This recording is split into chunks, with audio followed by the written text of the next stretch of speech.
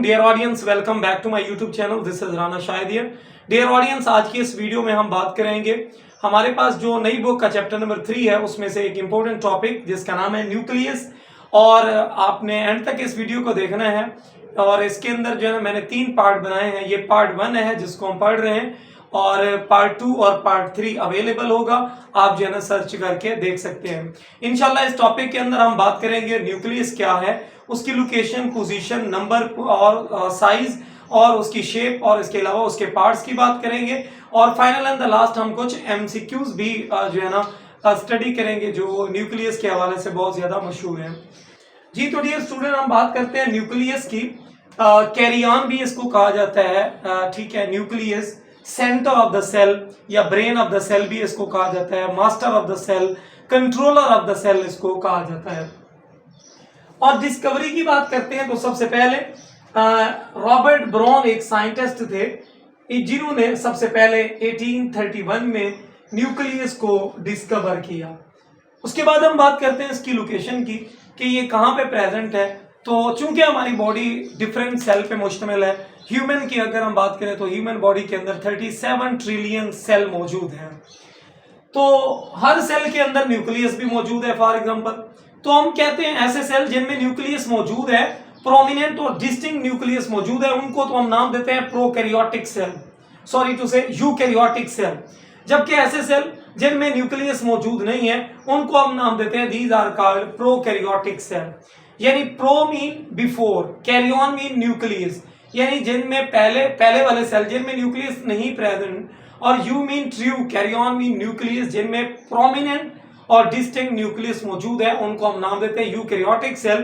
तो eukaryotic cell में अगर हम बात करें हमारे पास दो हैं, एक एनिमल सेल है और एक जो है ना प्लांट सेल है। तो मैं लोकेशन बता रहा हूं, पोजीशन बता रहा हूं। तो डियर स्टूडेंट याद रखिएगा, जो हमारे पास एनिमल का सेल है उसके बिल्कुल सेंटर के अंदर न्यूक्लियस प्रेजेंट होता है। While on the other and जब हम बात करते हैं प्लांट के सेल की तो वो सेंटर से थोड़ा साइड पे यानी पेरिफेरल पार्ट में, साइड वाले रीजन में मौजूद होता है, क्योंकि सेंटर में वैक्यूल आ जाता है।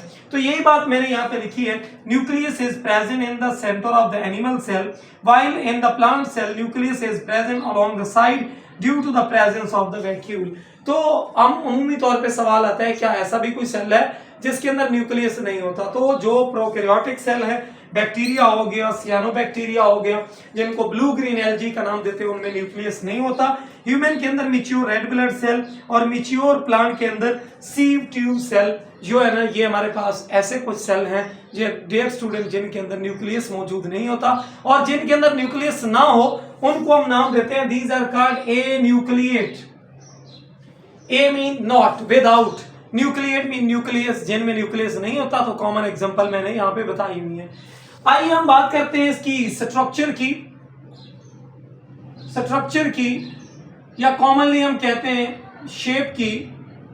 तो शेप मैंने ये दिखाई हुई है, हमारे पास ये कोई एनिमल का सेल है और स्फेरिकल मैंने शेप दिखाई हुई है, जिसमें ये वाली जो मेम्ब्रेन है this is called cell wall, ठीक है। ये इसका साइटोप्लाज्म है और ये इसका सेल मेम्ब्रेन, प्लाज्मा मेम्ब्रेन, और ये main central part that is called nucleus. तो न्यूक्लियस की जो पार्ट हैं उनमें क्रोमोसोम आ जाता है, क्रोमाटिन, न्यूक्लियर पोर्स मौजूद हैं, ये डार्कली स्टेन्ड रीजन है दैट इज कॉल्ड न्यूक्लियोलस, और ये जो मेम्ब्रेन है इसको आप नाम देते हैं न्यूक्लियर मेम्ब्रेन या न्यूक्लियर इन्वेलप का नाम देते हैं।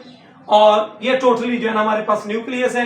बाकी साइटोप्लाज्म के अंदर डिफरेंट ऑर्गेनेलीज मौजूद है जिनमें माइटोकॉन्ड्रिया, लाइसोसोम, गोल्गी एपरेटस, ये सारी ऑर्गेनेलीज प्रेजेंट होती हैं।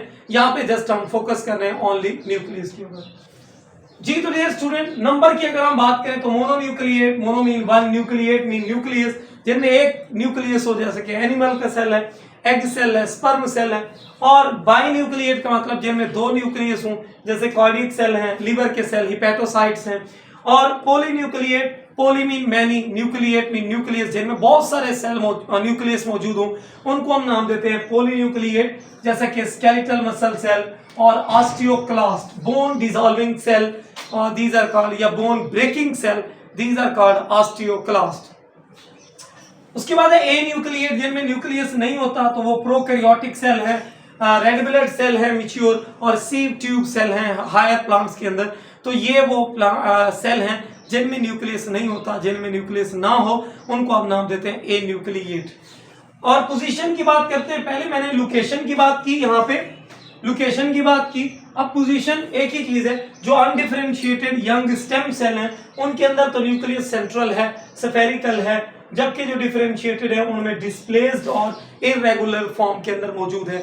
अगर हम इसकी और शेप की बात करें तो न्यूक्लियस स्फेरिकल भी है, फ्यूजिफॉर्म भी है, और इरेगुलर भी है, और इलिप्सॉइडल भी है। तो बहुत सारी न्यूक्लियस की शेप हो सकती हैं।